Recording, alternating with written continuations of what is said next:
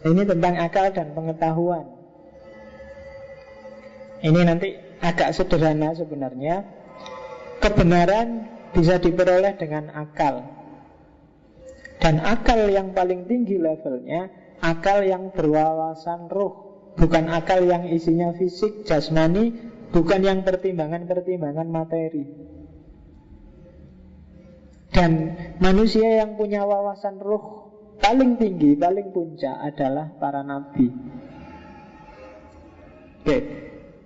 Karena apa? Karena pengetahuan paling tinggi adalah pengetahuan tentang Allah, tentang para malaikatnya, kemudian baru tentang alam semesta.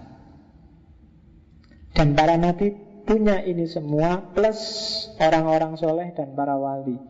Cuma nabi, orang soleh, para wali itu ilhamiah sifatnya, dikasih langsung oleh Allah. Saya tidak tahu hari ini jarang orang ribut dengan makrifat. Makrifat maksudnya pengetahuan ketuhanan. Banyak orang menghindar. Padahal justru pemikiran tentang ketuhanan inilah yang levelnya paling tinggi, akal yang paling berkualitas. Kalau di Ibnu Bajjah, hari ini orang malas mikir tentang ketuhanan itu kan karena nomor satu menganggapnya rumit, ruwet, nggak akan nyampe. Nomor dua, khawatir dianggap kafir, khawatir dianggap keluar dari agama. Padahal justru jembatan yang satunya yang bikin kita ketemu Allah itu selain Al-Quran, ya akal. Jadi kebenaran diperoleh lewat akal. Akal paling berkualitas, paling tinggi adalah akal yang berwawasan ruh. Berwawasan ruh maksudnya memiliki pengetahuan ketuhanan dan eskatologis. Ilmu ketuhanan dan eskatologis ini kalau kemarin di Ghazali, Farabi, Ibnu Sina adalah ilmu yang jenis fardu ain. Setiap orang harus paham, nggak boleh diwakilkan. Nggak boleh, oh saya nggak ngerti tentang Allah, wakil kamu aja ya yang pinter. Nggak, setiap orang harus kenal sama Allah. Saya tidak tahu sedalam apa pengenalanmu dan keakrabanmu dengan Allah, tapi kamu harus kenal, syukur-syukur akrab dan dekat. Itu kelihatan dari hidupmu sehari-hari. Silahkan kamu muhasabah. Semakin banyak kamu terikat dengan hal-hal duniawi, sebenarnya indikasi bahwa sebenarnya kamu semakin jauh dengan Allah. Tidak bisa Pak aku kalau nggak nonton Barcelona. Tidak bisa Pak aku kalau motorku nggak merek ini. Tidak. Semakin banyak kamu terikat dengan apapun, semakin berarti kamu. Kalau HP ku hilang, wah aku stres Pak. Harus ada HP, harus ada laptop, harus ada TV, harus ada listrik, harus semakin banyak yang harus ada, yang kamu nggak bisa hidup tanpa itu.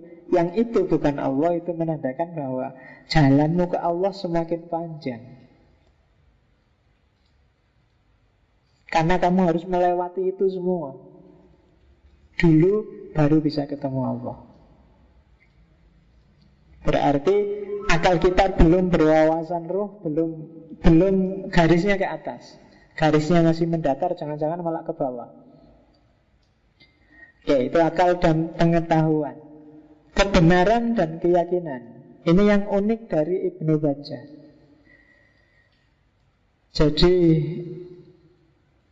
yang benar itu bisa iya, bisa tidak. Kuncinya diyakini atau tidak. Tidak ada gunanya sesuatu itu benar adanya tapi kamu nggak yakin. Ketika kamu nggak yakin, berarti nggak operatif, nggak fungsional dalam hidupmu. Jadi kebenaran itu batasnya sangat tipis dengan keyakinan. Keyakinan pasti kebenaran bagi orang yang yakin, tapi kebenaran yang tidak diyakini itu adalah kemungkinan. Oh, itu panjang filosofinya.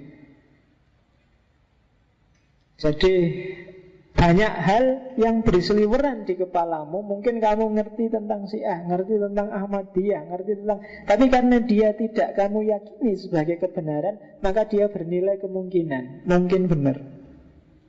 Sementara bagimu yang fungsional operatif, ya yang kamu yakini kebenarannya.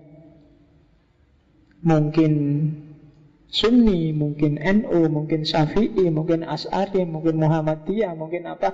Itu kan yang kamu yakini benar, maka itulah kebenaran bagimu.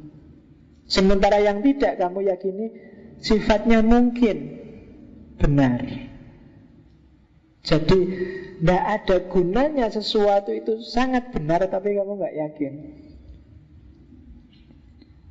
Kebenaran itu batasnya tipis dengan keyakinan. Keyakinan kalau dalam agama itu keimanan. Jadi dalam hidup kita yang memegang peran untuk melahirkan perbuatan itu keyakinan. Karena kamu yakin bahwa loncat dari lantai 30 itu bikin kamu mati, maka kamu tidak loncat. Meskipun kebenarannya adalah belum tentu kamu mati. Saya ngerti Allah belum menakdirkan kamu mati, tapi yang kamu yakini mesti mati, Pak. Maka saya nggak berani loncat, Kak. Maka yang tadi, yang belum tentu kamu mati, dia jadi kemungkinan. Kamu lebih megangi yang pasti mati. Itulah bedanya kebenaran dengan keyakinan. Jadi sering geser ya.